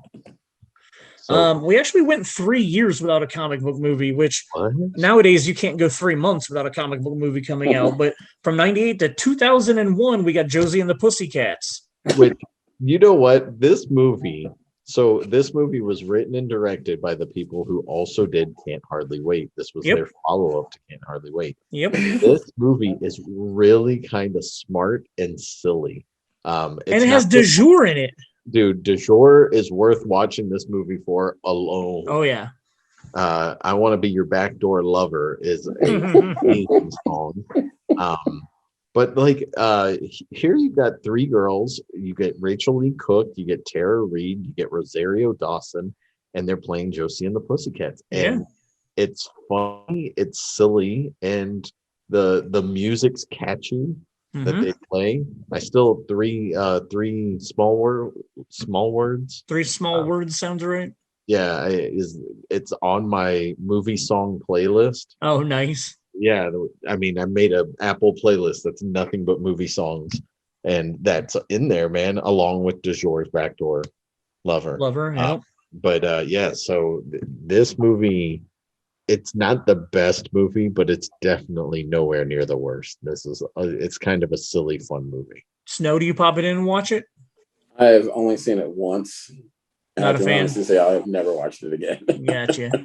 The next year, 2002, we got a sequel that I absolutely hate, but I seem to be in the minority in Blade 2 being complete garbage. Did you really? All right. The fight scenes, the choreography, even the soundtrack. I love the soundtrack of that movie. It was dope. Jason? Blade does a fall for each level for me. I like it goes 1, 2, 3 for me. Blade 2 is just kind of it's fine for what it is. It's directed by Guillermo del Toro. Thank you. Guillermo del Toro. Yeah. And I think his horror aspect to it is really kind of cool. But overall it's okay. I'd rather watch Blade 1 than watch Blade 2 again. So I think even the story was better in Blade 2. The whole shit with Nomak, and they kind of expand upon the whole world with the vampires and everything. So I just hated Ron Perlman, and I thought Ron Perlman was terrible. And you had Donnie Yen. Yeah, you did. Yeah. So the next year we got the Hulk, which we've talked about before on our MCU stuff. Favorite movie is coming. Well, here's the thing: the director's cut of Daredevil is not bad. It is a far superior movie than what was released in theaters. And it's because Ben Affleck is the bomb in everything that he does. So yes, I am a fan of Daredevil. I liked the original Daredevil when it came out. When I bought the director's cut DVD and watched the director's cut, I felt a lot less shameful admitting that I liked Daredevil. Because I can admit that the first movie isn't like a great movie, but the director's cut adds a bunch of stuff that I think makes it a far more emotionally invoking movie than what we got. And not an Evanescence music video. Oh, the Evanescence music video is amazing. We've talked about the whole Jennifer Gardner in some tight leather pants. Can't really go wrong with that.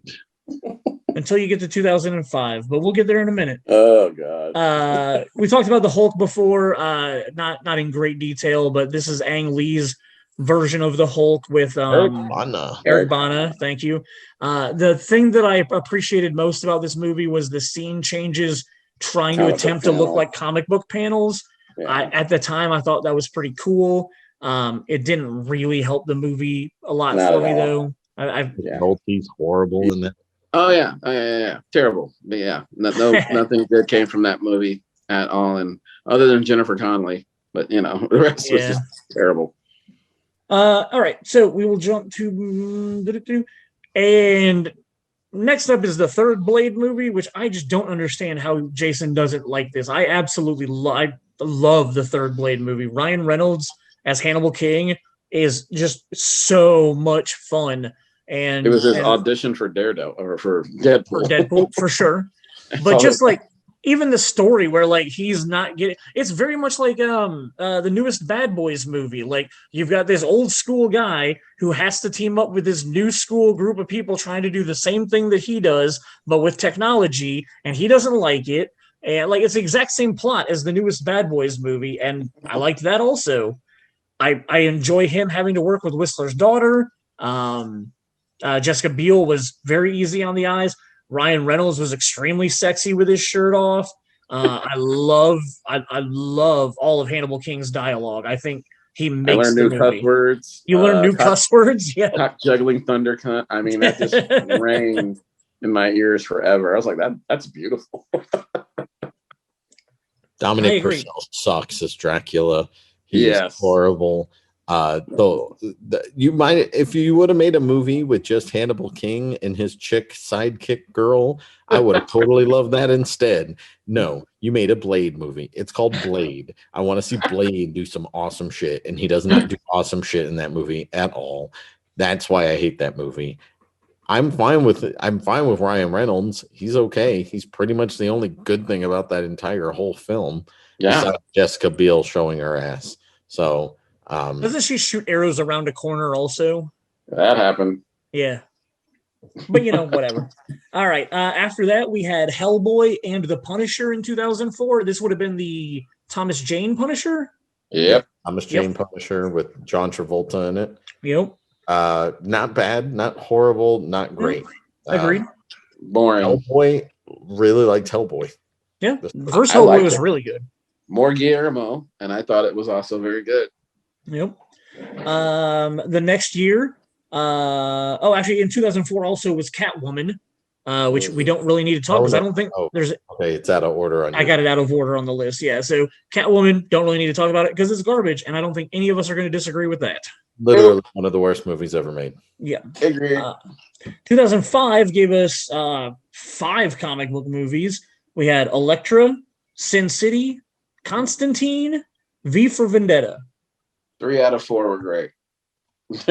Or you should say 5. Was that 5? Elektra, Elektra, Fantastic Four, Sin City, Constantine, and V for Vendetta. Yeah, 3 out of 5. Yeah, Elektra was pretty garbage. Yeah. Fantastic Four was not enjoyable. Nope. Sin City was good but not great. I don't love Sin City as much as a lot of people do. I thought it visually looked amazing, but I just didn't care for the stories. Like I'm a guy that I love Love Actually, but because I like stories that intertwine and whatnot, and it just didn't work as well for me in Sin City. Constantine was fun. I Keanu Reeves, so I like that movie. And then V for Vendetta is absolutely amazing. I watch it once a year at least. Absolutely. I think that's still a great movie though. Wachowski's knocked it out. Yes, they did. Jason? Did they direct that or did they only produce that? Directed it. I'm pretty sure they directed it. I always considered it Wachowski's movie. I thought they produced it, but whatever the case. Out of those 5, Sin City is an amazing looking film. Yeah. But, James McTeague, they only wrote it. James McTeague directed it. There we go. Okay. Sorry about that. V for Vendetta is an awesome film. I enjoyed it. Constantine is pretty decent. It's entertaining. If it's ever on, I will watch it. Is Rachel Weisz in that? Isn't that? Yes. Okay. Yeah. She's Angela. Yeah.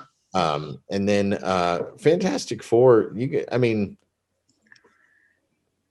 It's the best version they've tried to do of it, but I still just didn't think it was that good. You want to like it so bad. The Silver Surfer's in it. You want to like it. No. He was in the sequel. We're talking you're talking about the first Fantastic. About the first one, yeah. Yeah, you're yes, that was the sequel. You're right. That was 2007. Yep. Yeah. Which we'll jump to. There was apparently no comic book movies that I could find in 2006. So we'll jump to 2007, where we got 3 of them. We got the Fantastic Four sequel, Rise of the Silver Surfer, which unfortunately was terrible, even though Silver Surfer's a great character, and Lawrence Fishburne as the character should have been amazing, but he wasn't. Ghost Rider came out that year, the Nicolas Cage-led Ghost Rider, which had potential that it did not live up to. Ghost Rider, it had some really cool elements to it. Yeah.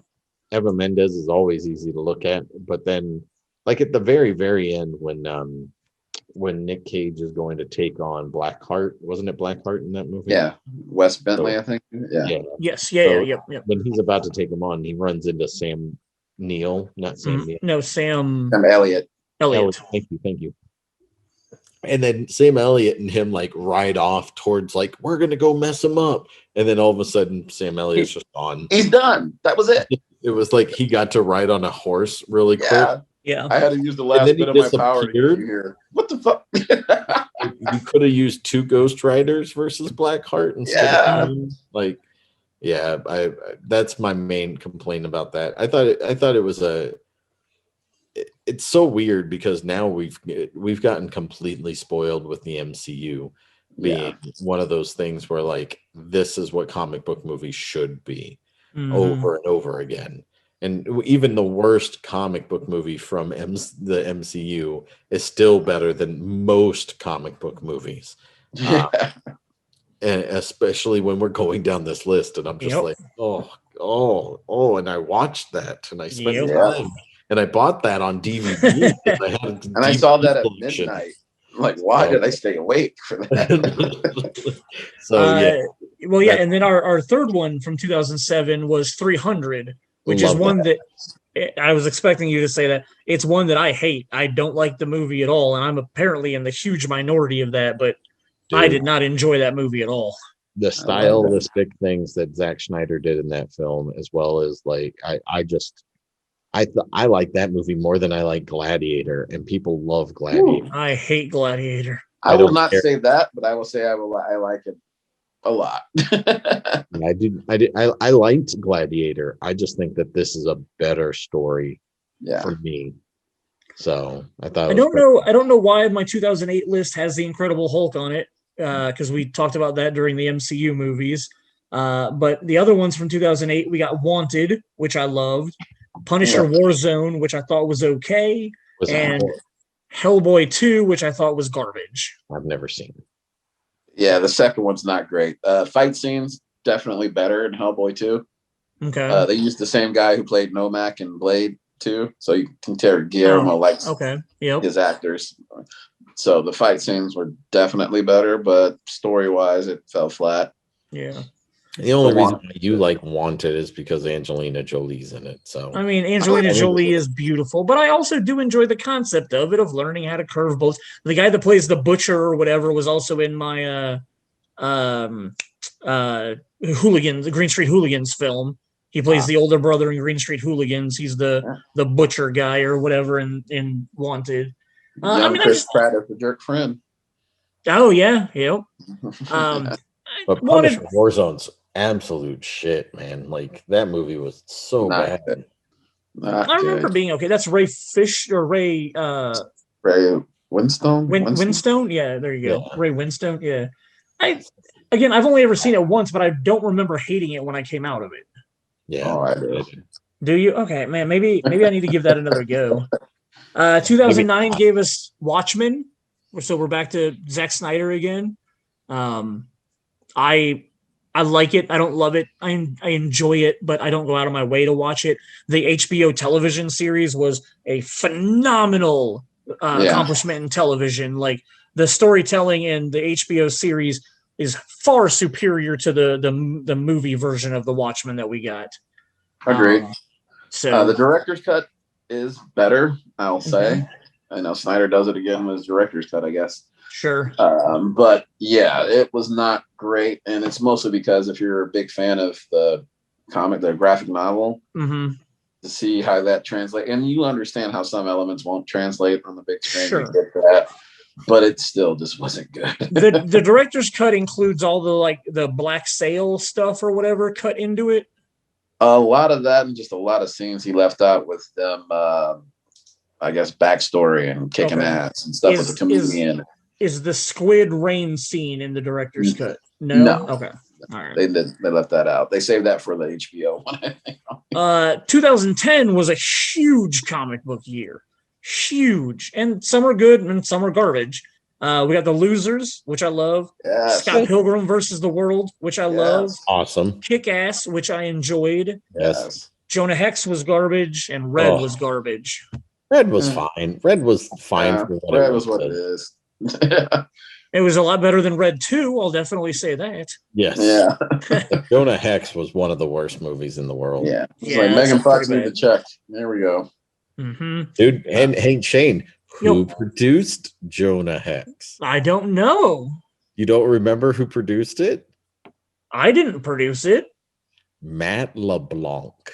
Oh wow. God. I did not remember that. All you had to say. Yeah. Oh. That's what he did with his money, huh? That's awkward. Yeah, he did. So 2011 gave us another Ryan Reynolds gem, which I don't hate as much as most people. I admit it's not a good movie, but in Jason and I's circle of friends 10, 15 years ago, we all were assigned a Justice League character. Jason got Superman. We had our friend Justin was the Flash. My wife is Wonder Woman. Your wife is Wonder Woman. Our friend Phil was Aquaman, and I was assigned the Green Lantern.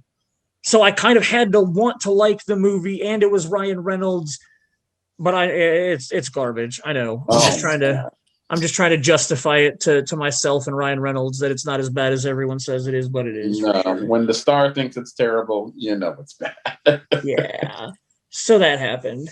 The next year, thank God, we got redemption for Sly Stallone, and we got Carl Urban as Judge Dredd.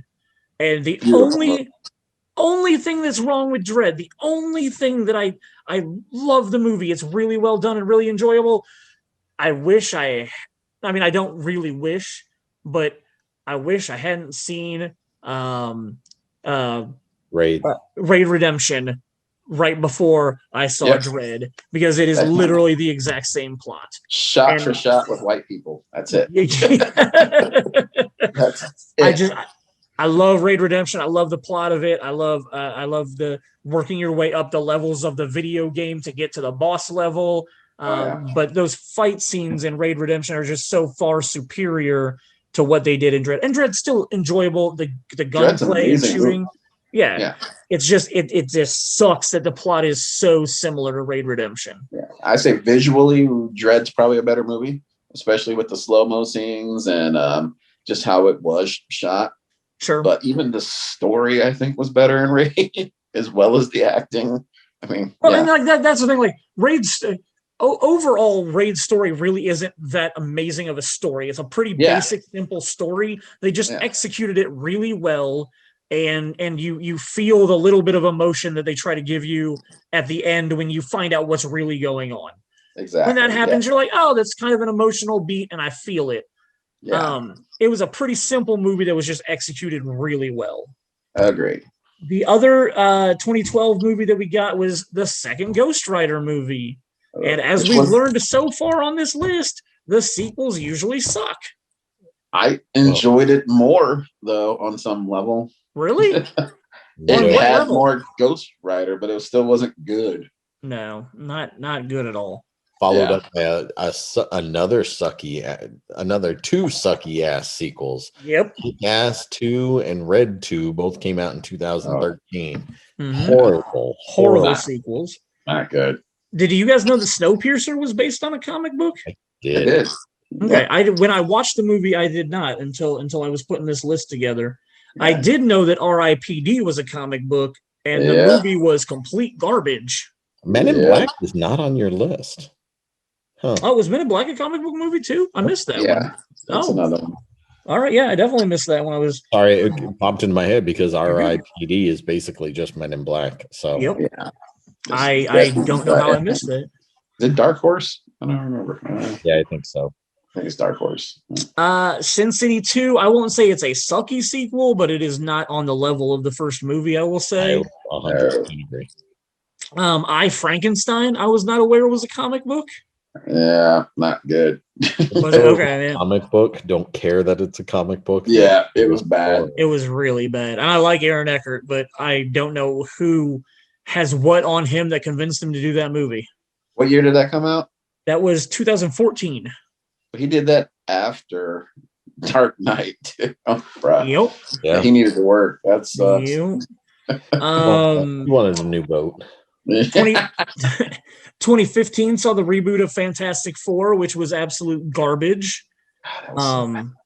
Yeah, absolutely terrible. 2015 and then 2017 gave us 2 Kingsman movies. I'm a huge fan of the first one. Didn't really care about the second one. Second crap, man. That first one is so good, and I feel like it's like the Deadpool thing again. Oh, sure. Because like the first Deadpool is shocking and it goes crazy, and you're like on this crazy wild ride, but you're ready for it the second time. Yeah, just not there. And I'm not the biggest Channing Tatum fan, but the fact that they pumped him up so much in the movie and pretty much got rid of him, 30 seconds in the movie, maybe. And they say, "Oh, he can't do any more scenes." I'm like, well, why is he in the cover of this movie? This is dumb. Well, and then if I remember right, man.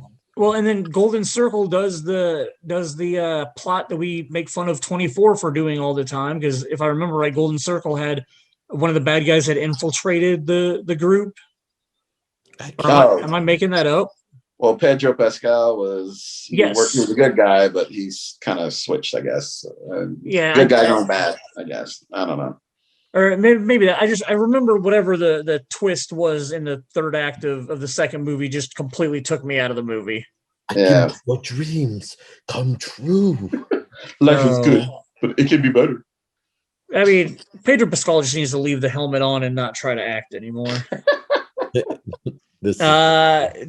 2018, we've already talked about Aquaman. I don't know why that's on the list again.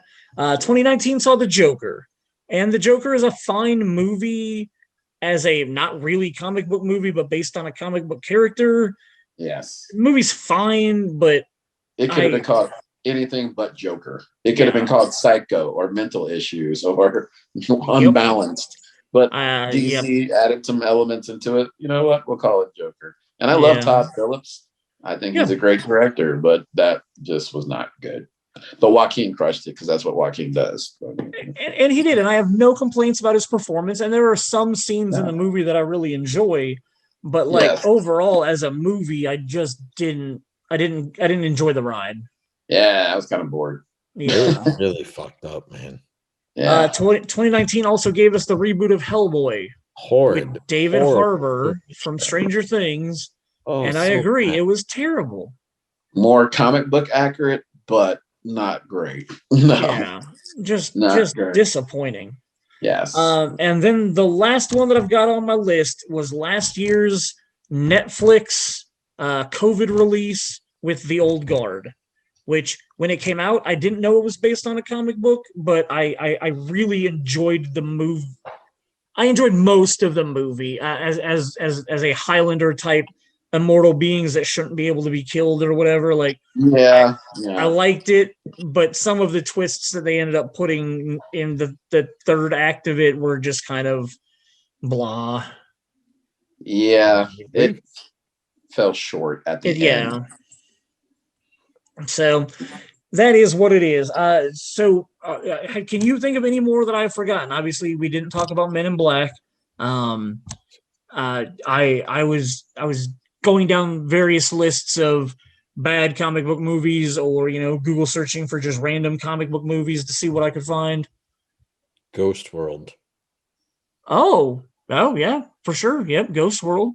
A very indie comic book. I remember Scarlett Johansson. I think it was the first time I saw her, and Thora Birch was in it also. Yep. Very indie movie based apparently on an indie comic book. When I watched it at Castleton Arts when Castleton Arts was open, and I remember enjoying the movie, but I it was weird that was a comic book to me. Like and like the movie does a lot of cool stuff, like we were talking about with the Ang Lee Hulk, trying to make it feel like a comic book in the movie. I remember them doing a lot of art stuff and whatnot in Ghost World. But yeah, I don't remember loving Ghost World, but I really think I've only seen it once. Yeah, I've only seen it once. I just remembered it being a comic book movie, and it's not on our list. So I would say Push, because you try to think of all of Chris yes. Evans, totally. How could I forget? I should have just Google searched Chris Evans movies, because I mean half of them are comic book movies. All comic book movies. The man He's done what, seven different comic book characters now? Yep, something like that. We've counted out. Scott Pilgrim. Human Torch, Captain America, Push, Snowpiercer, Losers. Snowpiercer. Yep. So that's 6.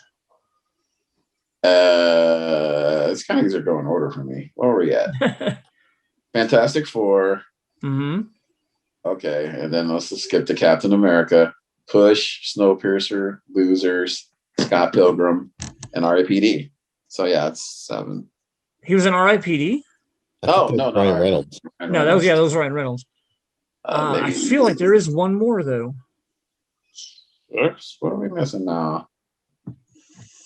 Well, I will look it up on my phone. Gotta look it up. I can't look it up on my phone now. I'm using that, but yeah. Chris Evans comic book roles. Let's see what Google tells us. Oh, he's played 8 comic book characters according to Screen Rant. Come on, just give me the list. Captain America, the Human Torch, Jensen and the Losers, Lucas Lee and Scott Pilgrim, Curtis and Snowpiercer. Oh, well, this is bullshit. They say Loki in the MCU.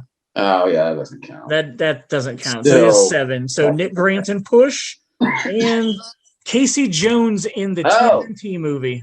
That's right. He did voice that. That's right. Wow. Which I should have known that, because when we did our Ninja Turtles episode, I'm pretty sure you guys called me out because I thought it was Freddie Prinze Jr. Yeah. Yep. And I'm pretty sure Brandon corrected me on that one. So yeah. So there's another. Yeah. So Jason, what are we talking about next week? Next week is starting up Blockbuster month. So because of our scheduling stuff and we had to push this should have been our last May episode for our Marvelous May stuff. Got pushed to this week. So the only person that it really hurts is Michael Bay, because Michael Bay was supposed to be our first June Blockbusters month person we were going to talk about. But Jason and I were talking earlier today, and I admitted I like few of his movies compared to how many movies he's made. So he's made a 10-minute music video that I like more than half of his films he's made. So we decided to cut him out of the episodes. And next week's episode is going to be Will Smith's career. We are going to go through and look, and we'll brush over a lot of his career, but we're going to look at his summer blockbuster, like when he became Independence Day, essentially, I believe, is when he became the summer blockbuster guy. But we'll look at stuff like Wild Wild West and Gemini Man, and I don't even know off the top of my head what his other summer. He's done a lot of summer hits. Men in Black was summer too, right? Summer, yeah. There we go. Men in Black. Wow. Yep. What? Bad Boys. Oh, Bad Boys. Yep. Bad Boys. That was a February release, wasn't it? I thought it was an August release. Okay. Well, Bad Boys 2 was definitely. Bad Boys 2 was at least summer. I remember watching that summer with my cousin. But anyway. You are probably right about Bad Boys. The release date was... Oh, you might be right. It might have been March or April. April 7th.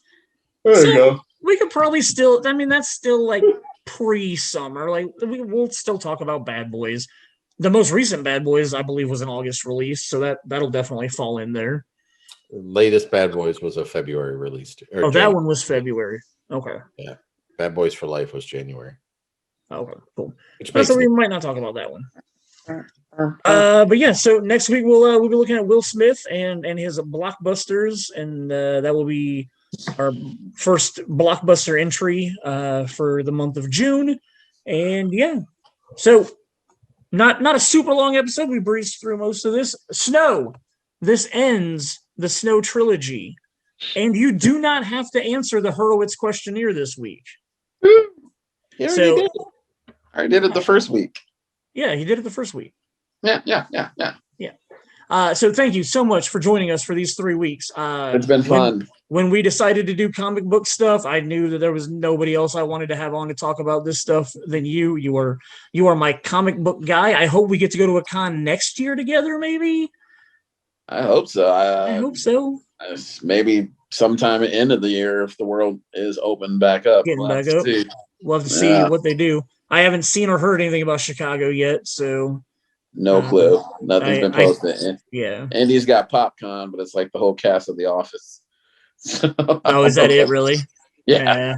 I probably won't be going out in public for that, but maybe next year we'll be able to get back to Chicago together and we'll get to do an in-person con and see how different they are. Right. So yeah, I mean they were pretty crowded back in the day, so we'll see how different things are when they come back. Well, everybody's still probably wearing a mask because that's just how it works. That's Cosplay. True. Mayor, as fun. always, dude, it's been a blast having you on. We will eventually we're going to eventually expand and do a couple of trivia episodes. We're working on our format and whatnot. Whenever we do like the Uber Nerd trivia episode, we'll definitely have to have you and see if we can get Richmond on here and find another Uber Nerd friend of ours to answer comic book questions and nerd stuff with. We come in handy. So, yep, Mayor, thank you as always for another week of fun. I look forward to talking about Will Smith with you next week. And everybody that's listening, thank you very much.